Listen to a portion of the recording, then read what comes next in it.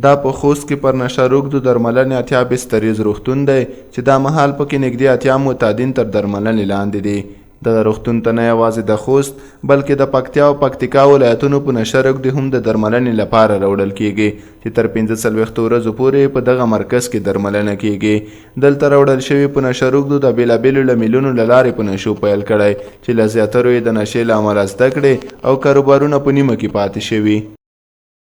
میک چې اول د سره رغولې وي کنه زه ولا کچا پېژندم دا به مړ وي مړ به شي که ډېر به شي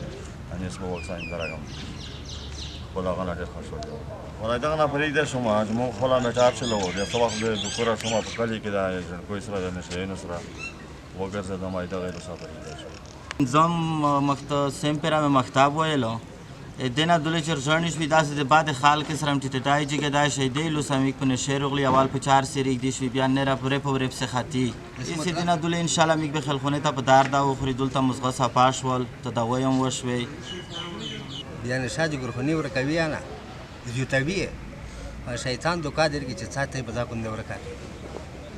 نن طریقه پیرا کې ګیریو بیا چې موږ دلته شفخانه ته ورغلو ډېر خصلو کې میک سره شوای دی. د خوست عامه روغتیا ریاست مسؤلین وایي چې د معتادینو درملنې په یاد روغتون کې د 13 کلونو رئیسې د نږدې 15,000 روږدو درملنه کړې چې نږدې 200 همدا تیر کال و. خوست کې یعنی د زون په سطحه په خوست کې د معتادینو درملنې بسترونه زیات دي او بیا هم په خوست کې دغه بسترونه کفایت نه کوي او موږ په نږدې راتلونکي کې یاد روغتون 150 بسترو ته لوړوو چې د سره به د یادې برخې مریضانو ستونزې حل شي.